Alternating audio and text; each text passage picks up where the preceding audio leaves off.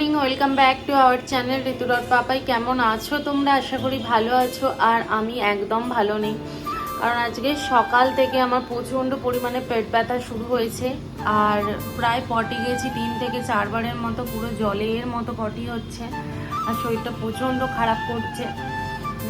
তো এখন শুয়েই ছিলাম, তো পেটের ঠিক বুকের নিচেতে যে জায়গাটা, সেই জায়গাটা প্রচণ্ড পরিমাণে যন্ত্রণা হচ্ছে। যন্ত্রণা এত পরিমাণ হচ্ছে ধারণার বাইরে। তো এখন একটু কমেছে, তো সেই জন্য উঠে এখন বসলাম।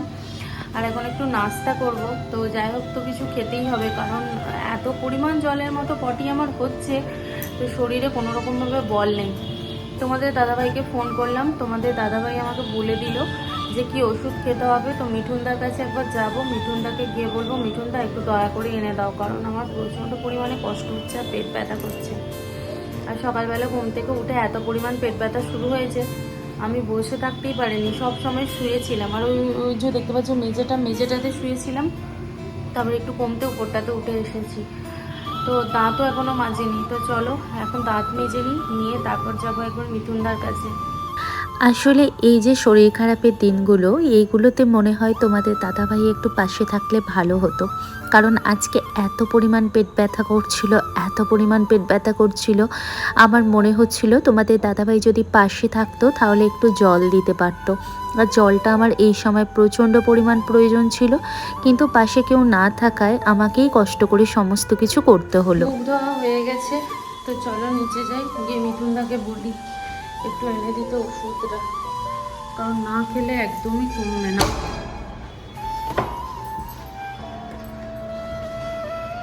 জল না খেলে মানুষের যে এত শারীরিক সমস্যা হয় সত্যিই আমার জানা ছিল না। যদি জানতাম তাহলে আগেই খেতাম। প্রত্যেক দিন রাত্রিবেলা ঘুম থেকে উঠেই জল খাওয়াটা আমার রীতিমতো একটা অভ্যাসে পরিণত হয়েছিল, কিন্তু সেটা আজকে না খাওয়ায় এই দুর্গতি। সবে মাত্র বাড়িতে এলাম, আর মিঠুনদাকে কিনতে দিয়ে দিয়েছি, মিঠুনদা এনে দেবে। তো এখন কিছু খাবো, খেয়ে দিয়ে তারপর কাজে লাগবো। এই যে অল্প কয়েকটা মুড়ি নিয়েছি, আর এখান থেকে নেবো জল। ব্যাস, এটাই হচ্ছে আমার নাস্তা। কারণ এত শরীর খারাপের মধ্যে অন্য কিছু খেলে আরও বেশি শরীর খারাপ করে যাবে।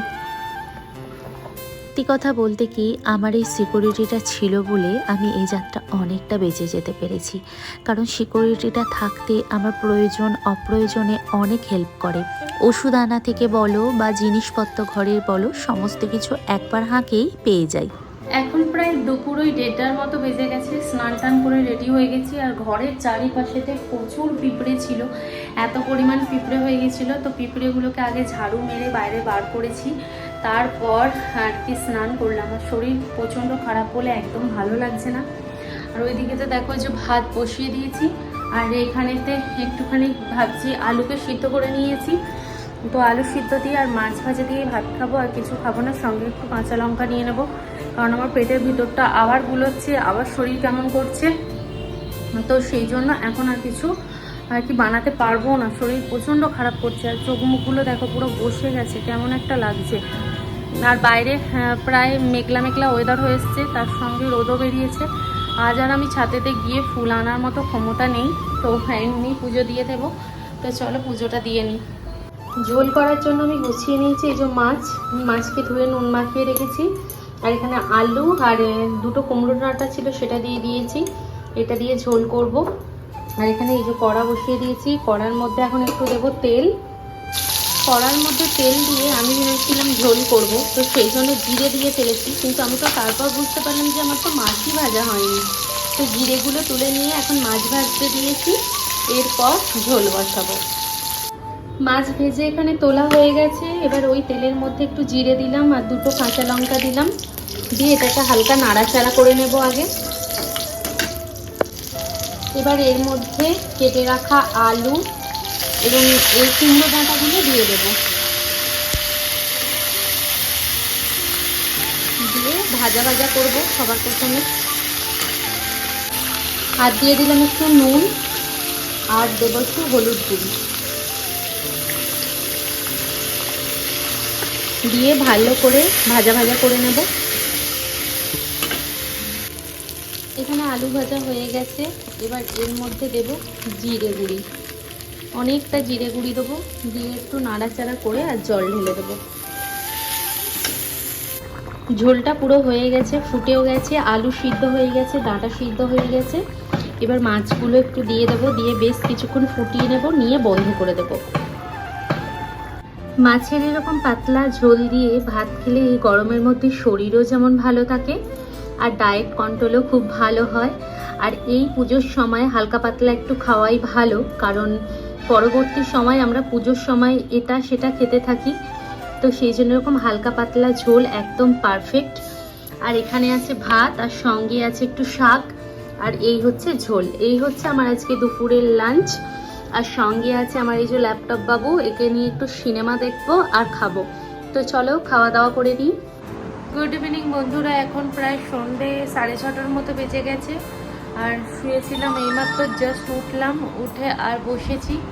আর প্রচণ্ড পরিমাণে হচ্ছে মাথার যন্ত্রণা। এখন শরীরটা একটু ভালো আছে, কারণ ঘুম থেকে এইমাত্র জাস্ট উঠলাম, সেই জন্য।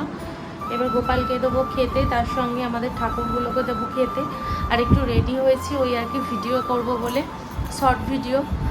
তো চলো এখন আগে গোপালকে খেতে দিই, তারপর পরে এসে তোমাদের সাথে কথা হবে। এখন ঘড়ির কাঁটায় প্রায় 9:30টার মতো বেজে গেছে। শর্ট ভিডিও কমপ্লিট হয়ে গেছে, হওয়ার পর আমি ডিনার কমপ্লিট করেছি। আর ডিনারে আজকে মাছের ঝোল দিয়ে মুড়ি খেয়েছি, যেহেতু আমার শরীরটা আজকে অনেকটা পরিমাণ খারাপ, তোমাদেরকে জানিয়েছিলাম, তো সেই জন্য মাছের ঝোল দিয়েই মুড়ি খেয়েছি। পুরো সিম্পল, একদম সাদা সাপটা। আর এই পুজোর মধ্যে যে আমার এত বড় শরীর খারাপ হবে সত্যি আমি ভাবতে পারিনি। তার উপর বাড়িতে কেউ থাকে না, এটার একটা কষ্টের বিষয়। তো আজকে তোমাদেরকে কিছু জিনিস শেয়ার করব। আর আজকে আমার বাড়িতে এসেছিল আমার শ্বশুর মশাই আর আমার মা শ্বশুর, তো ওনারা আমাকে কি দিয়েছে সেটাই তোমাদের সাথে আজকে শেয়ার করব। তো মা শ্বশুর দিয়েছে এই শাড়িটা। পুজো উপলক্ষে মাসি এবং মা শ্বশুর মা শাশুড়ি দুজনে মিলেই এই শাড়িটা আমাকে দিয়েছে। শাড়িটা হচ্ছে, এটাকে কি শাড়ি বলে আমি জানি না, তো শাড়িটা অসম্ভব সুন্দর দেখতে। আর শাড়িটা এই যে দেখো পিঙ্ক কালারের কাজ করা আছে, আর এটা ঠিক সবুজ কালার বলে না, আবার আকাশি কালারও বলে না, তো এরকম। আর এর সঙ্গে এখানে হচ্ছে হলুদ কালারের কলকা রয়েছে, আর এই পাড়টা রয়েছে পুরো একদম গোলাপি কালারের। তো এর সঙ্গে ব্লাউজ দিয়েছে ম্যাচের, সঙ্গে দিয়েছে সায়া, তো সেগুলো তুলে রেখেছি, সেগুলো আর কি দেখাবো তোমাদের সাথে। আর একটা জিনিস যেটা তোমাদেরকে দেখাবো সেটা হচ্ছে এই দেখো আমাদের গাছের ড্রাগন। তো আমার শ্বশুর বাড়িতে ড্রাগন গাছ বসানো আছে, তো তাতে হয়েছিল, তো আমার শাশুড়ি আমার জন্য এটা পাঠিয়েছে। আর একটা জিনিস পাঠিয়েছে সেটা হচ্ছে এটা। এই ফলটার নাম কি তোমরা বলতে পারবে? এই ফলটাকে হচ্ছে স্কোয়াশ বলে। এটা পাহাড়ি অঞ্চলের একটা ফল। ফল মানে পেঁপের মতো খেতে লাগে। তোমরা পাহাড়ি যদি ভিডিও দেখো তাহলে নিশ্চয়ই ওখানে দেখতে পাবে যে এইরকম ধরনের অনেক সবজি পাহাড়ি অঞ্চলেতে ভাতের সাথে দেয়। তো আমি আনতে বলেছিলাম আমার শাশুড়ি এবং শ্বশুরমশাই, ওরা গিয়েছিল আমার জায়ের বাড়িতে, মানে আমার ভাসুরের কাছে ঘুরতে, তো ওখান থেকে আমি আনতে বলেছিলাম, পাওয়া যায় বলে, তো ওখান থেকে এটা এনে দিয়েছে। এটার সাথে এই যে ড্রাগন। আর এইটা কিভাবে রান্না করতে হয় সেটা একদিন তোমাদের রেসিপি ভিডিওতে শেয়ার করব। এবার তোমাদের মনে প্রশ্ন জাগতে পারে, তোমার শ্বশুর শাশুড়ি কি শাড়ি দেননি? না, দেননি না, দিতে আমাদের নিয়ম আছে, কিন্তু আমাদের যেহেতু কালা ওষুধ চলছে, বেশ কিছুদিন আগে আমার যেহেতু জার শ্বশুর মারা গেছে, তো সেই জন্য এখন দিতে নেই, সেই জন্য দেননি। অবশ্যই পরবর্তী আর কি যে পুজো আসবে তখন দেবেন, বা এমনি টাইমেতেও আমার শাশুড়ি মেয়ের মতোই আমাদেরকে ভালোবাসে, আর আমাদেরকে মেয়ের মতোই সবকিছু দেয়। আমাকে তো মেয়ের মতোই ভালোবাসে, আমাকে সবকিছু বলে, এবং আমাদের মধ্যে আন্ডারস্ট্যান্ডিং যেটা হয় সেটা হচ্ছে একদম মা মেয়ের মতো। এবং আমি আমার শাশুড়িকে মায়ের থেকে কম কিছু মনে করি না, আমার শ্বশুরকে বাবার থেকে কম কিছু আমি মনে করি না। আমি মনে করি আমার এক মাকে ছেড়ে আমি এখানে এসেছি, আমি এক মা পেয়েছি, আর আমি এক বাবা আমার হারিয়েছি, তার জায়গায় ভগবান আমাকে নিজের একটা বাবা দিয়েছে। তো এর থেকে বড় জিনিস আর কি চাওয়ার হতে পারে? আর সব থেকে বড় কথা, এই 2024 সালে আমি যে আমার একজন মা আর একজন বাবাকে পেয়েছি, এর থেকে বড় জিনিস হয় না।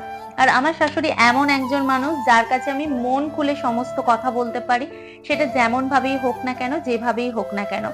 আর আমি মানে ওনার কাছে বলে শান্তি পাই। আসলে উনি এমনই একজন মানুষ যার কাছে আমি যেমন আমার মায়ের সঙ্গে কথা বলি, লাউডলি কখনো কথা বলি, কখনো ইয়ার্কি মেরে বলি, সেরকম আমার শাশুড়ির কাছেও আমি বলি। আর আমি মনে করি আমার শাশুড়িও আশা করি আস্তে আস্তে আমাকে মেয়ের জায়গাতেই বসাবে। তো যাই হোক বন্ধুরা, আজকের ভিডিওটা এতটুকু। কেমন লাগলো অবশ্যই কমেন্ট বক্সে জানিও। ভালো থেকো, সুস্থ থেকো। আবার দেখা হবে নতুন একটি ভিডিওর সাথে। ততক্ষণের জন্য বাই বাই।